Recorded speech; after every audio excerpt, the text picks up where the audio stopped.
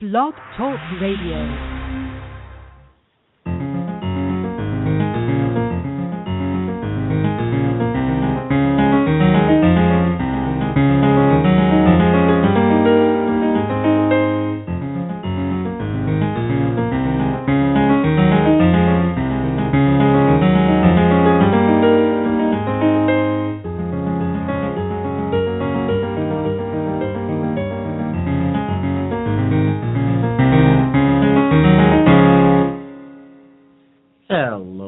Scott Golden here with the Power of Perception Radio Network. Welcome for those of you that are new around here.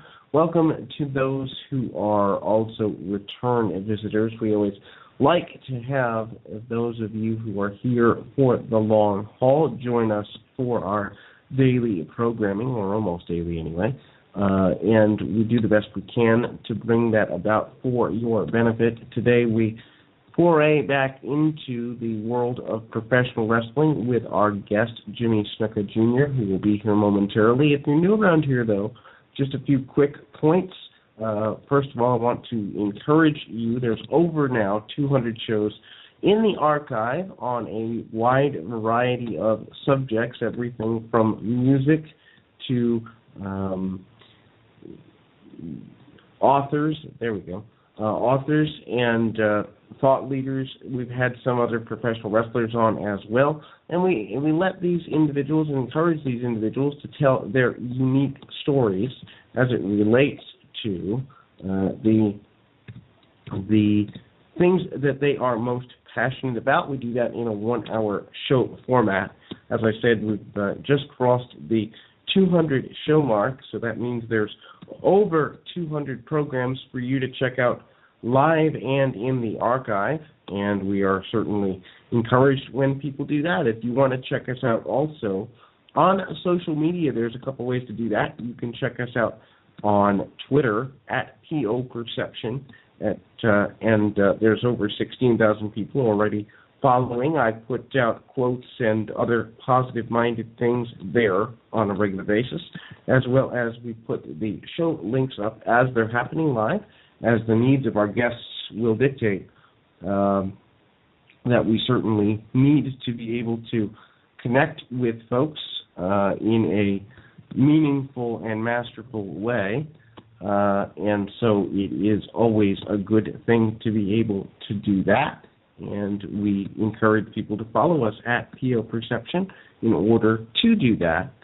And also, we have a I have a LinkedIn profile that allows people to follow my coaching practice professionally, and you can just go online. You can check out Scott Golden, that's my name, and nearly almost 5,000 people already directly connected with me, and we love when we get connections that way as well. And so it's interesting when we can connect with people from the radio network, as there are lots and lots of people doing that. I know Valentine's Day weekend is a major time for people to be interested in of course, matters of the heart and all those wonderful things. With that in mind, we do have a Love Clairvoyant on tomorrow's program, and we've had quite a few of the individuals who are interested in the spiritual arts, and Colleen West, who's been on the program before, will be joining us again tomorrow at 3 p.m. Eastern if you're out there listening live, and would like to join us tomorrow for that. And we've got shows booked all the way up through April, so we're very busy around here. We want to bring you the best content we possibly can, and also do what we can to enhance what is sure to be a cool experience for all of you. And we're just waiting for our guest to appear today.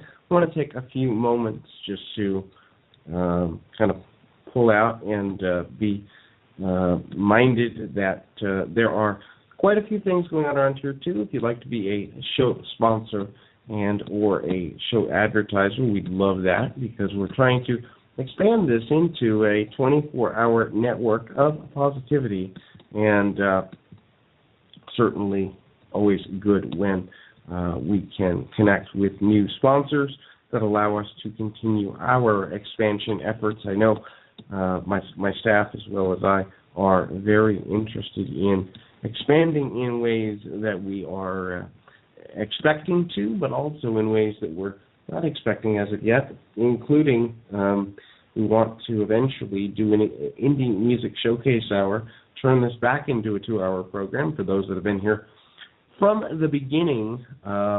Certainly, you'll remember that I used to be on 2 hours every day, and that got to be a little too much with our schedule, but we are looking at ways to come back to a 2-hour format. One of those is highlighting the various musical artists that we've had over the last several months and the new people that we connect with on a regular basis in order to bring them or bring those guests to higher prominence. So with the audience that we have, of course, thousands of people each and every day that are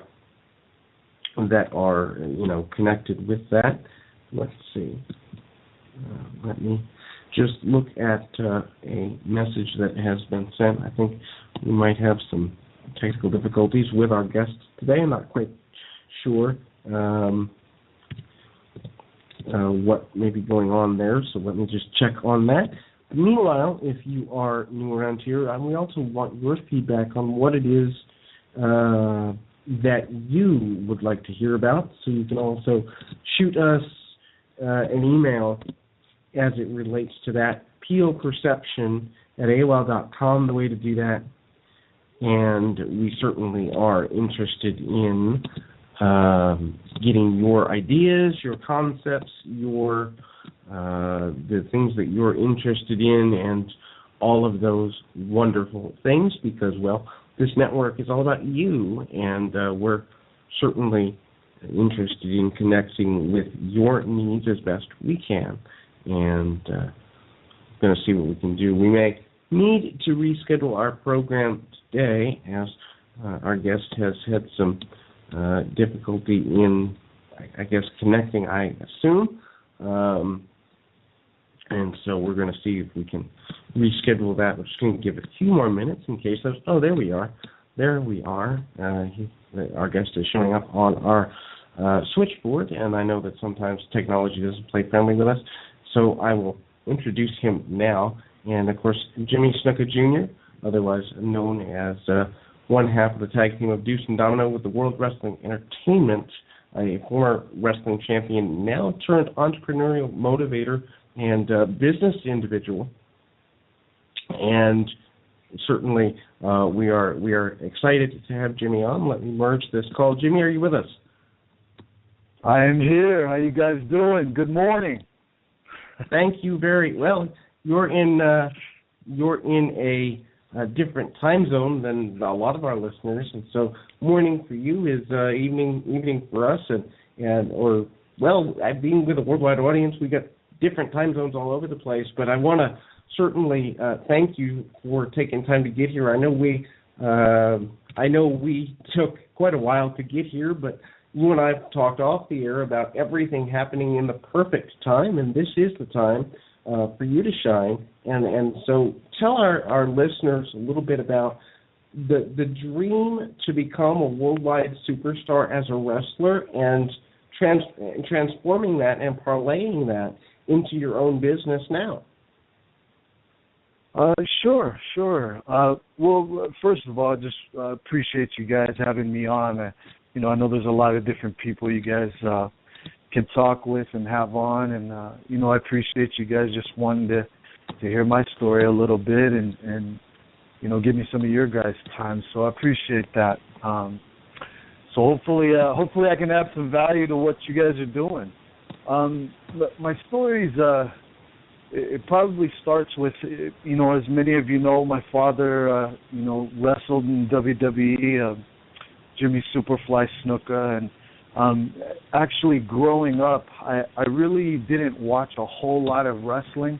I mean, I traveled on the road with my dad a lot, and I was backstage a lot, was there at the first WrestleMania and just kind of hung around the business, but I wasn't really engaged in the business, to be honest with you.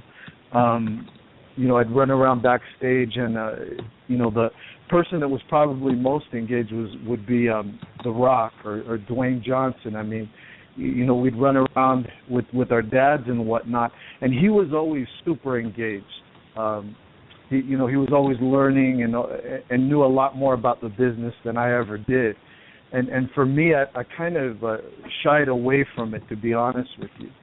And then it wasn't until later, actually, in my 20s, where I started to just get this feeling like I should be doing something with wrestling. I'd stayed away from it for so long, and I felt like, man, I should do something. And so, actually, what ended up happening is Dwayne was actually on the road with WWE, and he had come to Salt Lake, which is where I was living at the time. And so his mom came down. His mom and my mom are very close, family members, and so she was staying at our house in Salt Lake. And we actually stayed up till about 4 a.m, and she had talked to me about that I should, get into the business. And so that's kind of what really started my mind thinking about it. And then it wasn't until a little bit later that I finally decided, okay, this was for me, and I jumped in full force. I quit the 2 jobs I was working. I flew up to New Jersey, and I moved up there and stayed with my dad, and I started training with him, and trained with him for about 3 months or so, and then I had my first match, and that's kind of how I got started in the business. And then I was working indies up in the New Jersey, New York, the East Coast area, where you guys are at up there, and then it took me probably about 4 years, I think it was, about 4.5 years working indies, going to Japan, Puerto Rico, just a bunch of different places, and then finally I got my first WWE contract, and I got to go to Ohio Valley Wrestling, which was there in Louisville, Kentucky, and I got to do that for I think it was about 3 years. It took me about three and a half years or so, and then we finally got to debut on TV and do the Deuce and Domino thing, and that was really the I guess the key for me getting out of Ohio Valley, because I was there for such a long time and they really didn't have anything for me on TV. They couldn't think of anything for me. I didn't, Vince had told me he didn't want me to do the Jimmy Snuka Jr. thing, and so I was trying to figure out what to do, and then it was actually in a conversation with Cliff Compton, or Domino, my partner, where we kind of came up with the greaser idea, and then when we did it for the writers and for the higher ups at WWE, they just loved it, and then they had us work on it down in Ohio Valley for about a year and kind of perfect it really, and then they brought us up to TV, and thank goodness things went well for us, and they gave us a bunch of great opportunities. But then, as things go up there in WWE, as you guys know, I mean, I was part of that let go that they had, and I guess it was 2009 or something like that. There was a bunch of us that were let go at the same time, and I was part of that, and so then I had to figure out, okay, what am I going to do now? What am I going to do with myself?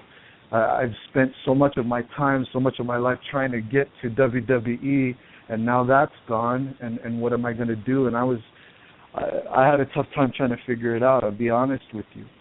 And then from there, I had to get a real job. I started, training athletes and people, helping them lose weight, because I knew how to do that, and And so I started doing that for a little bit, and I had some guys that saw some potential in me because my daughter had played volleyball with some of theirs, and they'd seen what I'd done with my daughter, and they figured, hey, we'll help you start your own business. So I started doing that, and that went great. I had a contract for 3 years, had my own business, and was training a bunch of athletes, and then that opportunity, went away, and I was trying to figure out what to do again, and I had a very successful businessman approach me about going into business with him.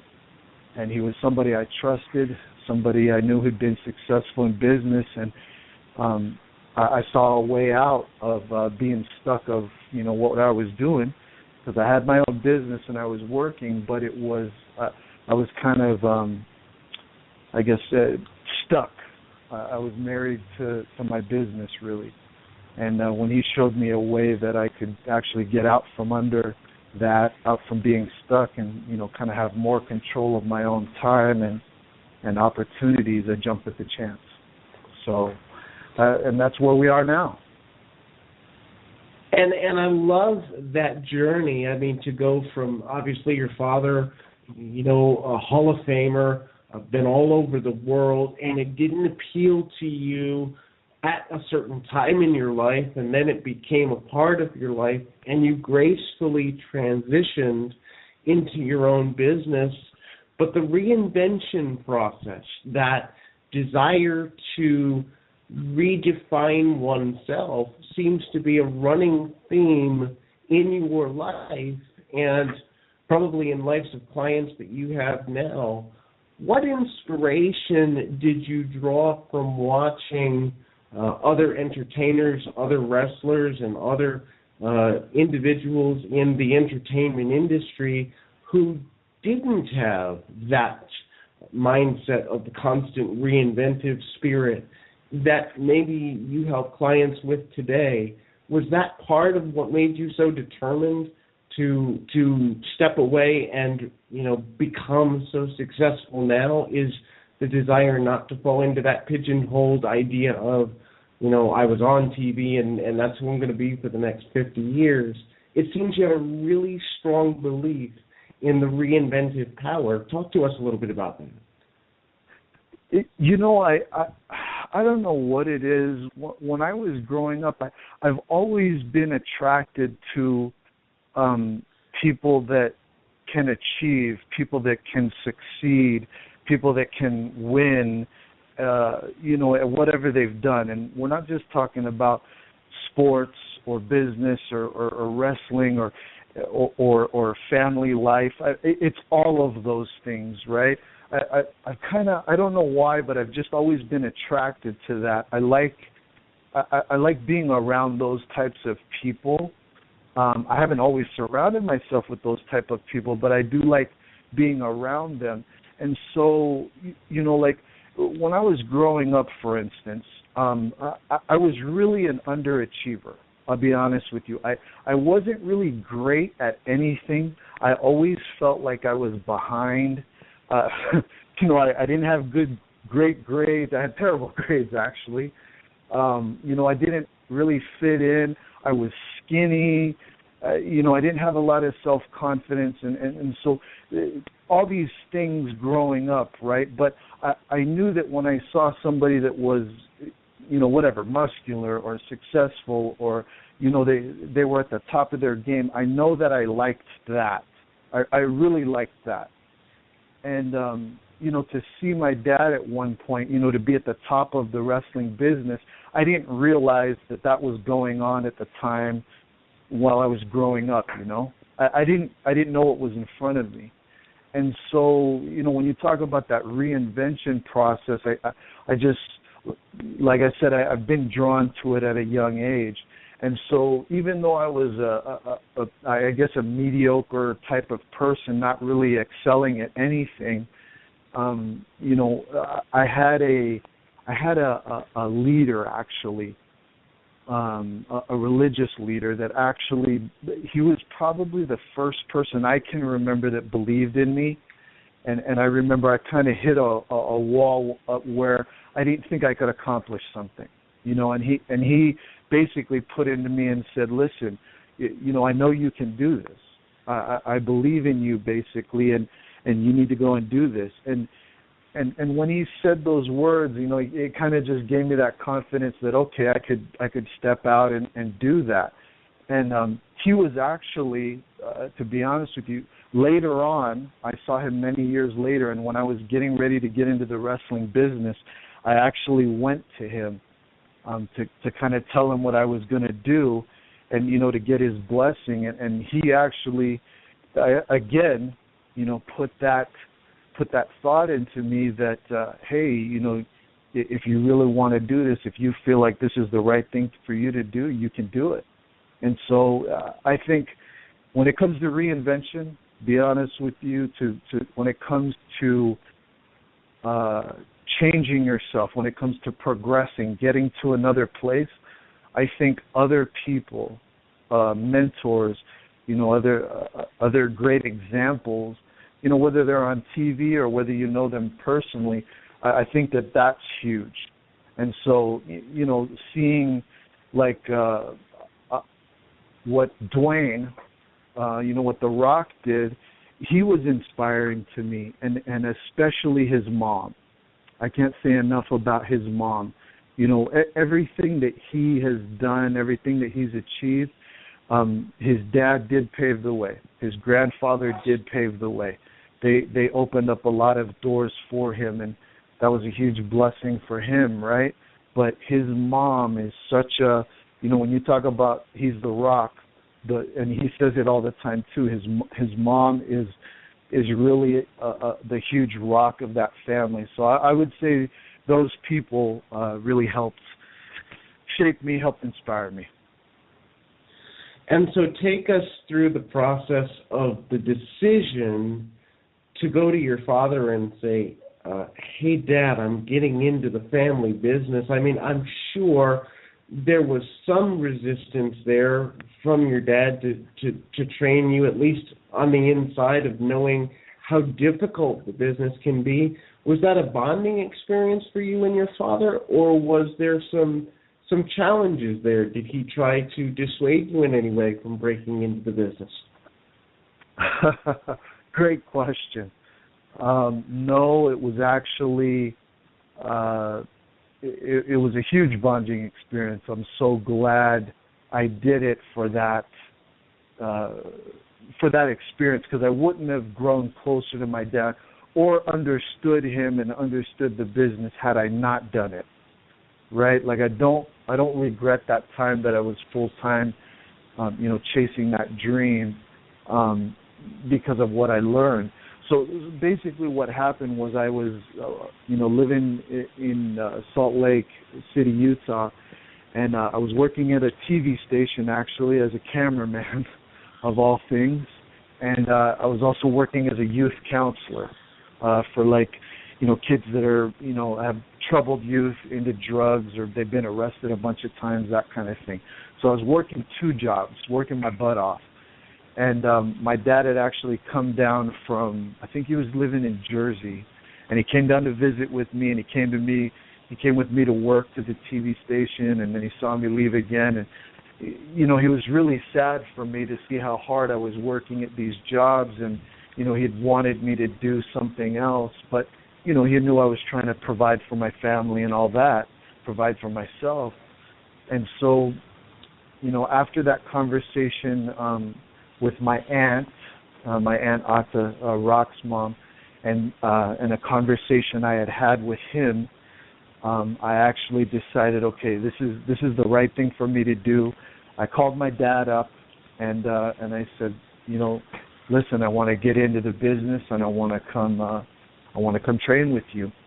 And be honest with you, my dad was so happy. He had always wanted me to get into the business, but he didn't want to push me. He didn't want to say anything.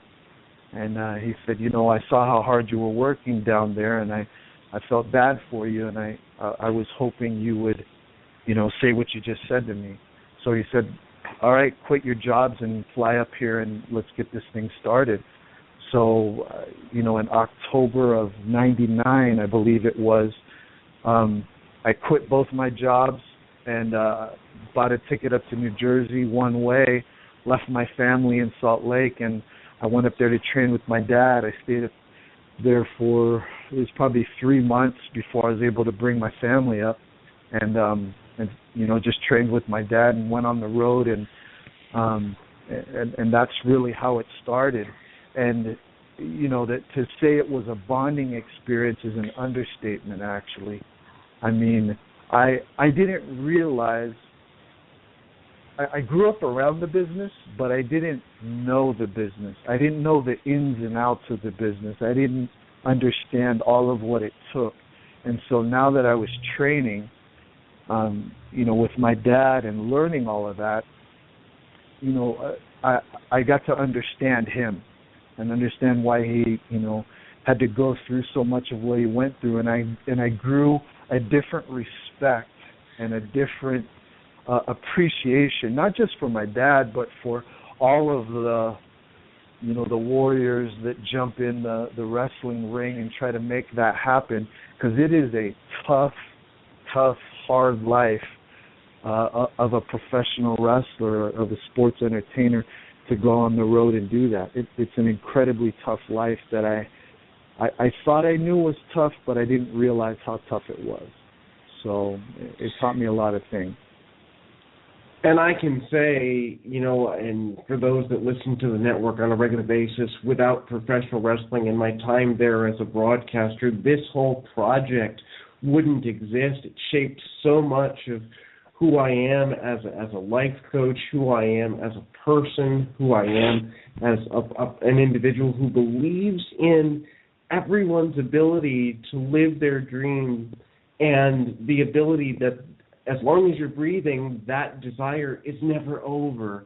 And so if you could share a couple of life lessons that the business taught you and your time in it taught you that you may not have learned any other way. One thing I think right off the bat, a good life lesson is that you're not as behind, or you're not as incapable, you're not as dumb or unathletic or whatever as you may think that you are. So what I mean by that is we all have self-doubts, we all have fears, we all have all these things that we all struggle with. And that could be physical, mental, emotional, spiritual, financial, all of these different things. And for me, getting into the business, I felt like, okay, I'm too old.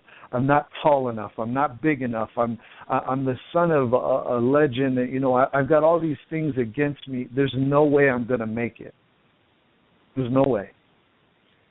And from the first day that I stepped into the ring with my dad, it was the first time I felt like I wasn't behind. And I can't really explain that other than it was just a feeling. I mean, every time I stepped in the classroom, or if I was trying to do, Polynesian dancing, or I tried to play football or whatever, I always felt behind. Always. But when I first stepped into the ring and that first lockup with my dad, with all these other guys watching, I don't know what it was, but it was just the first time I didn't feel like I was behind. I don't know, it felt natural to me.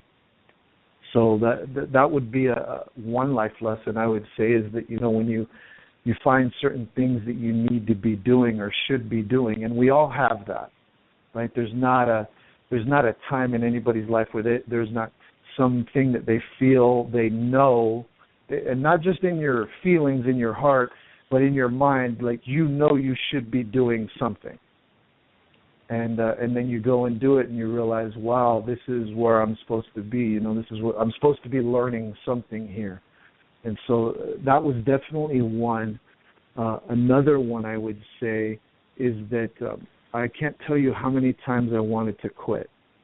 When I started training, right, I'm thinking, okay, my cousin, he started training. He had Pat Patterson take a look at him, and And then he got a developmental contract within, I don't know what it was, like 3-4 months or whatever, and then they sent him to Tennessee for a little bit. And so I figure, okay, I'm going to be in general like along that path. It should take me a few months or whatever. And after a year, and I'm not in WWE. I've had a dark match with them. They've seen me, and I still got nothing. I was discouraged, and I just wanted to quit. And thankfully I kept going, and it took me about 4 years, a little over 4 years, and I finally did get a WWE contract. And then I'm down in developmental, and I see all these other guys go up to TV before me. They got there after me, and they're going up to TV, and 1 year goes by, and then 2 years goes by, and then 3 years, and I'm thinking, okay, this is ridiculous. So anyway, I kept wanting to quit. And the other huge lesson I learned is that if you're going to do something and you really feel that you should be doing it, it's the right thing for you, for your family, and where you're headed for your progression, you just cannot quit. There's just no way you can give up on it. You got to push through until you reach the goal that you're looking for. So for you, when did you know you had reached the goal? Was it signing the WWE contract? Was it sitting across the table from Vince McMahon and he hands you the pen and tells you to sign the contract? Was it being in a sold-out Madison Square Garden? When was that moment for you when you knew that you had made it? I don't think I thought of it as well as I wish I should have. If I were to do it again, I would have thought of that more clearly, because for me, I had always thought of it like, man, I never even wanted to wrestle, and now I'm going to go and do this. And so to make the transition and say, okay, now I want to go wrestle, and okay, what do I want to do with this? Well, of course I want to go to the WWE. Why would I even start if I didn't want to go there? So I want to wrestle at WWE. I want to be on pay-per-views, and so the whole thought was to do that, and so when those things took longer than expected, and then they started to unfold, and when they started to happen, I think that's where I could have been a little more grown up. I could have been more focused and understood, okay, I've reached this goal, now what's next? I've reached this goal, now what's next? And I should have done that. So I don't know, to answer your question, I don't know that there was really a point where I said I've made it, because that never really, I don't know that really ever happened for me, because I was trying to get there, trying to do it, and when I guess the goal came in pieces, and when it took so long to do that, I guess I never really had time to say I've made it. Really. I guess that would be the way I could answer that. Okay, and are there times you look back on now fondly and say, this is an experience, whether it be being on television, whether it be a certain match, whether it be praise from a legend in the business or something, where you can say, this is an experience that can't even be captured by words, because there's two things in life that matter. It's the moments and the memories. Are there some fond memories you look back on now and say, this is why I did it, and this is why I pursued it so hard? For sure. I mean, a couple of those I've already shared. I think one was definitely, deciding to get into the business and growing that relationship with my dad. And I wish I would have wrote more of that down or taped it more or whatever, because there's so many times in the car where it's just me and my dad on the road. We're driving to a show. And, and while I was training, and even while we were both wrestling on the same card, beforehand, where it was just, there were really moments that nobody really saw, but they developed our relationship. They grew he and I. I think a big one though that you may remember is when we did the pay-per-view where I got to wrestle against my dad. Actually, I would say that was a big memory in the business. Simply because who gets to be on national TV or worldwide TV in a pay-per-view and get to wrestle their own father, so that was a huge moment, a lot of fun.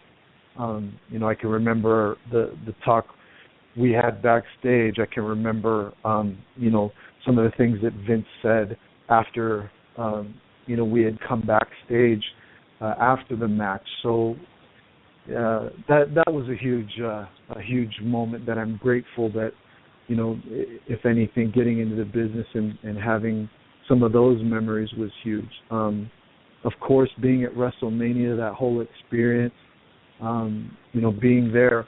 I think I really loved my time in OVW as well. There was a lot that I learned and a lot of great relationships, that were grown there. I was there the same time as like Cody Rhodes and let's see, who's a bunch of the other guys that were there at that same time. What's his name on TV now? Idol Stevens. He was Aaron Idol Stevens in developmental. What's it? Damian Sandow. Like Sandow. That's right. Yeah, Sandow. Yeah. Yeah, Beth Phoenix.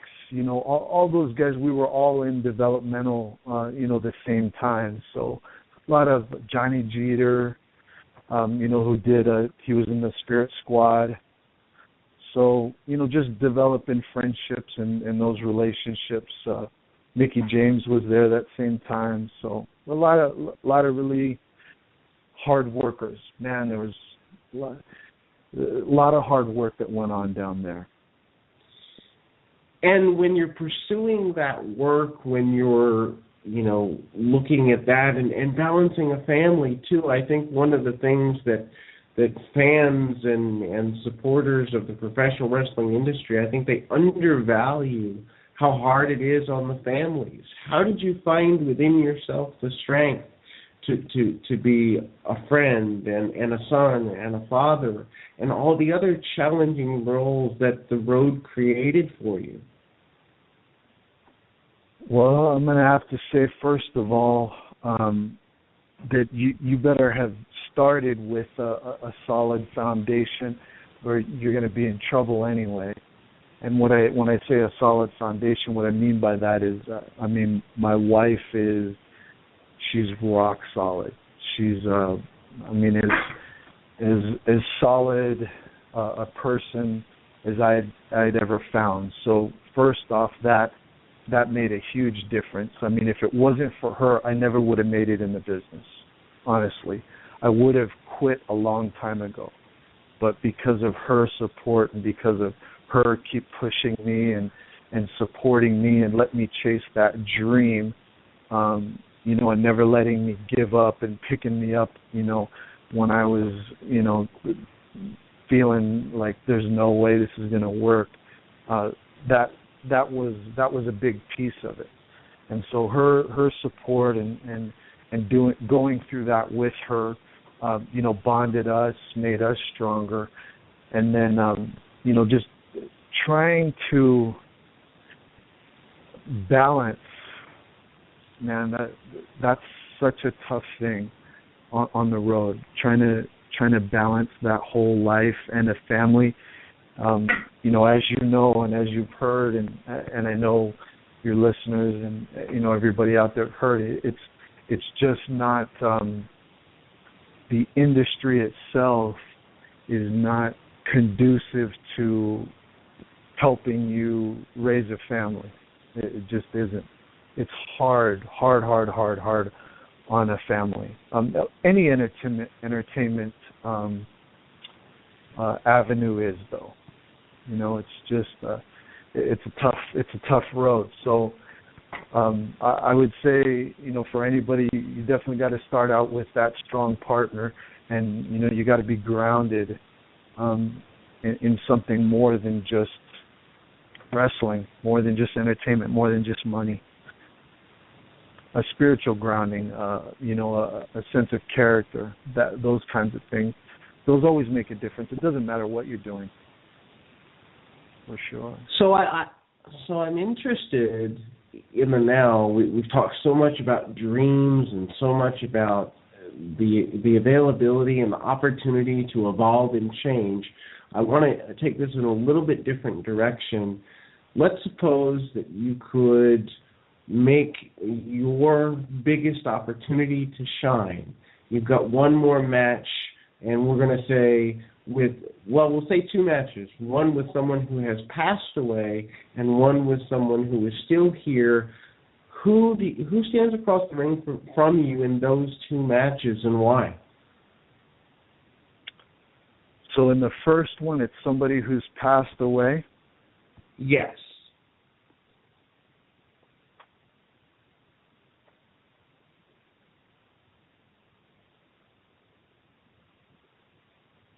Oh, that's a deep question right there. I guess off the top of my head, without thinking about it too long, I would probably have to say,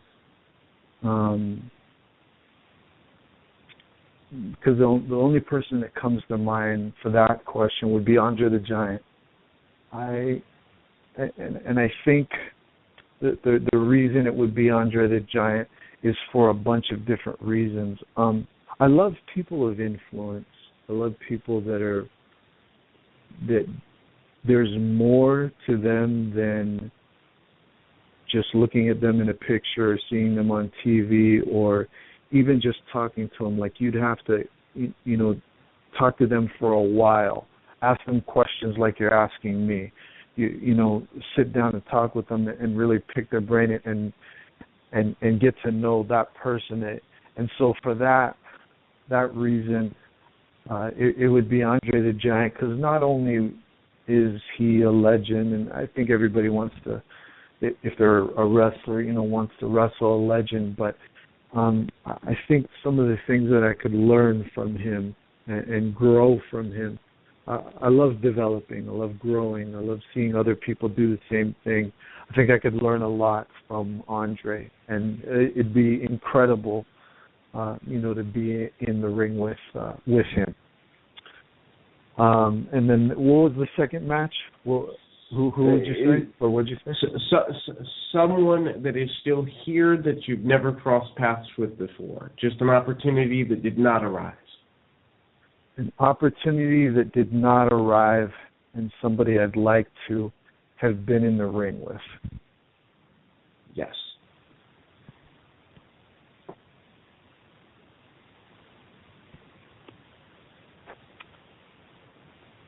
It would be one of, I would say it'd be one of two people. And I'm not sure which, honestly. It would either be somebody I don't know, like an up-and-comer guy, somebody, that maybe is on NXT or he's on the Indies, or he's somebody like that, because it's more about who that guy is than about what he's done. And so, I can't really pick a specific person. So it'd be somebody like that, somebody that's trying to come up, but he's just hungry, and he wants to make a huge impact. He's you can just see the fire in his eyes. He just wants it so bad. It'd be somebody like that. And I haven't been around the business, the new guys and all of that to know who that would be, but I guess I'm describing that person to you more than I can say who that person would be. So if you know somebody like that, that's who it would be.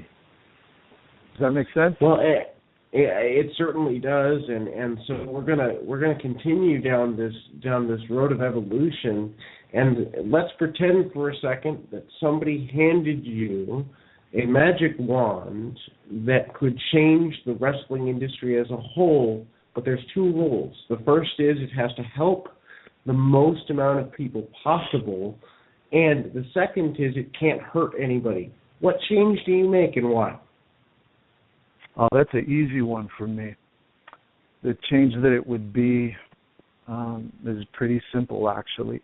It's a change of understanding that we can all rise in this thing together, and the more helpful that we are to other people, the better the business itself will be.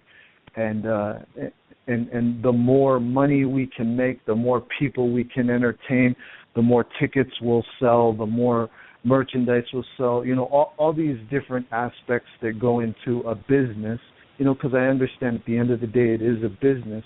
But at the same time, I mean, if there's anything I've learned is that the more people that you help, right, if you can help a lot of people and to reach their goals, reach their dreams, whatever it is they're trying to get to, if you'll just help, right, all the other things you're looking for, it's actually going to help you instead of, the mentality a lot of times in the business. And I remember seeing this growing up. I remember my dad talking about it all the time. Dwayne talked about it, and so many different people, I saw it firsthand, is that it was let me get mine, let me try to do what I'm going to do, and if I got to stab you in the back, while I'm on my way up, or step on you on my way up, then that's just what I got to do. I'm trying to get mine. And there was so much of that happening, especially back in my dad's time, and then during Dwayne's era, and it still goes on today. And maybe there's less of it. I don't know. I think there was less of it when I was there. I would hope so.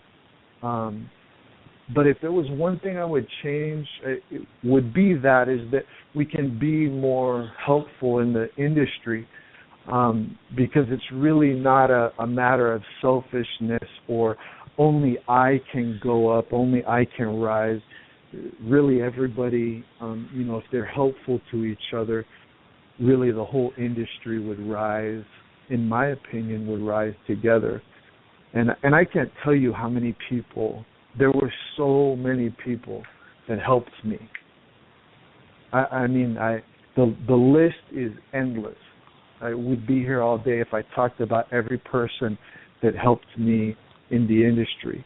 And that's not everybody, right? There was a lot of people that did help, but there was a lot of people that were not helpful, right? They'd talk behind your back or stab you in the back, while you're trying to do something and basically try to put you down.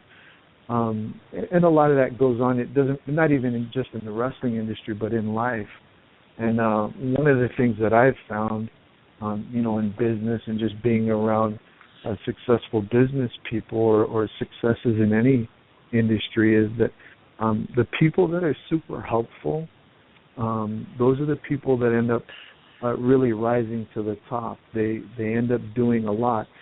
And I'm not saying you can't get to the top by stepping on people and stabbing people in the back and all of that. Sure, you can do it that way too, and that does work for a period of time. But in the end, it's not that fulfilling. You'll fall from that place that you put yourself on if you do it that way. And so, others that I've seen be very helpful, there's a sense of joy. There's more of a sense of fulfillment when they do it that way. So that's what I would say. And I love that answer. And I can't believe we've only got 10 minutes remaining. But I want to ask. Some may consider this a controversial question, and some may consider this a non-controversial question. I don't know, but do you think it falls on the shoulders of promoters to provide analysts and advisors, life coaches, financial advisors, spiritual advisors, to bring the most out of athletes, entertainers, and in your case, wrestlers, but just people of influence in a visible way in order to create that synergy where these men and women can perform at their best, or does that fall on the individual to seek that out? Well, it's a little bit of both, and I love the question, because as you know, everything rises and falls with leadership, right? The leader of this country, the leader of a business, the leader of a church. You're the leader of this show, right? Everything rises and falls on leadership. We know this, right? And so there is a responsibility of leadership to be helpful in that way. And I think that that's a great point you bring up, a great thing that would help the industry, and maybe they do some of that. I know WWE's tried to add a few different things to be more helpful to their talent. There's just different coaching and different things that I've seen them do. I still get newsletters and stuff from them, as a former talent. And so there's stuff that they are trying to do. So I got to give them credit for that they are trying to do some stuff like that.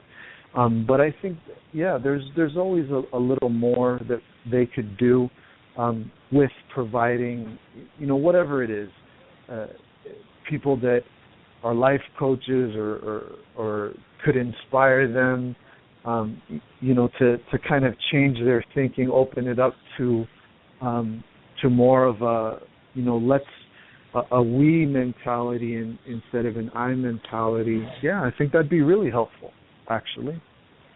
So I don't think that's controversial at all. Well, but it's interesting because one of the things that I do in my private coaching practice is I work with individuals who are trying to build their brand, musicians, authors, and I'm hoping to branch into athletes and professional wrestlers in 2016, 2017, because I think there's a void there where we don't think enough about the brand that we're building when we enter entertainment as something that needs to be rock solid in our spiritual beliefs, in our minds, in our thoughts, in our attitudes. And I think the audience, be they worldwide or here in the U.S. or wherever, would benefit from people who are more conscious about the decisions they're making as entertainers.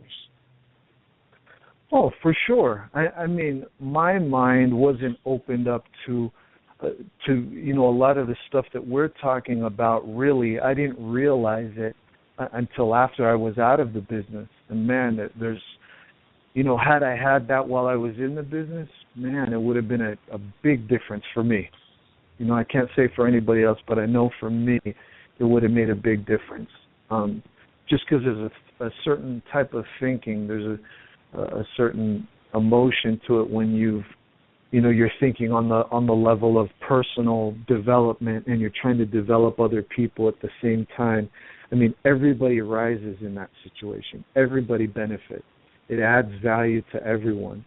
And so I don't think there's a downside to that in any way. How can there be a downside when you're helping other people, serving them, providing them with what they're really looking for, helping them chase their dreams, making them happy, making them feel better about themselves, just like, that leader did for me growing up. My spiritual leader did for me is everybody benefits in that situation. So I think it's a great idea.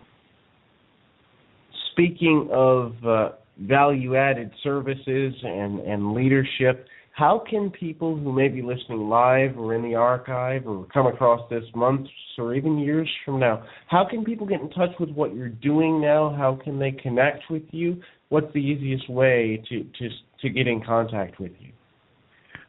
Right now, the easiest way is just through social media. I actually have a website that I'm in construction right now, and that'll be up soon. It'll be under Jimmy Snuka 2, like the number.com, but you can find me on social media. It's usually under J, like Jimmy, Snuka, and then 2, like the number, on Twitter, J Snuka 2 on Twitter.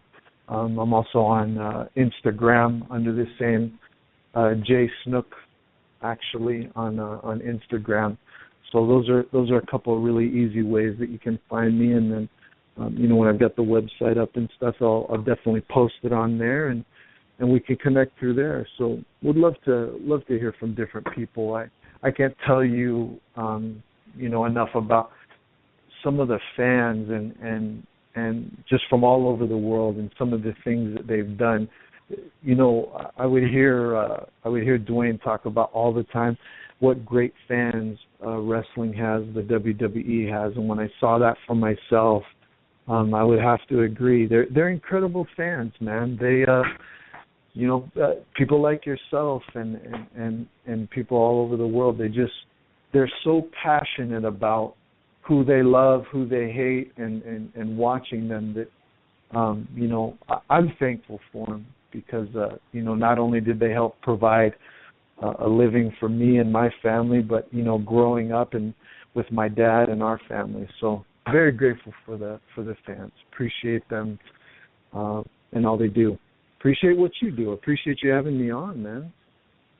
I love this, and I think one of the reasons I was so determined to bring pro wrestling into what we were doing here is because it's an industry that isn't treated, at least in my personal and professional opinion, with the respect that it should be, in the sense of the joy it brings to people, but also the intellect and intelligence of some of the guys and girls who give their lives to entertain us. And so with the 4 minutes we have remaining, if you could regale us with maybe a funny anecdote or two from the road, something that fans out there listening might get a kick out of, as we always end on a positive note.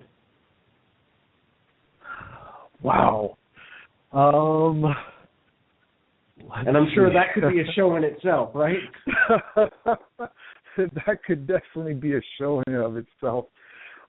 Something funny from the road, something that memorable. That's what you're looking for? Yes. Something positive from the road. Oh man. You know what? I don't know if this is what you're looking for, but I will say this is.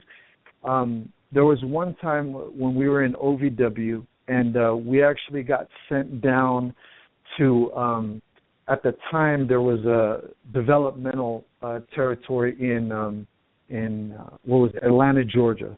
You remember that? What was it called? Deep South Wrestling. Yeah. And Bill DeMott was in charge of Deep South Wrestling. And so they actually sent us down there. So Deuce and Domino, Cherry, we were all down there. And they sent us down to do some matches and do TV with those guys. But we also had to train with them. And I can remember, Bill DeMott. Bill DeMott would actually come up to OVW a few times as well. But he put us through these drills. And I remember everybody just moaning and complaining, and I remember I was doing the same thing. I mean, I was doing the drills, but they were tough. I mean, Bill would kick our butt, and there were just these tough drills. Everybody's moaning and complaining, and he had us do this one drill. I can't remember exactly what it was, but some drill where you had to, reverse or whatever. And I remember thinking to myself, this is absolutely ridiculous. I have no idea why he's making me do this drill. Then I'm up on the road. So we fast forward to, a year or two later or whatever. I'm up on the road, and I don't remember who I was wrestling or what match it was, but I'm in the ring with somebody. And we're in the, out there in front of the crowd and everything. And I remember I had gotten shaken up or whatever, and I got lost. And it was like that drill came to mind. Came back. And I did it automatically.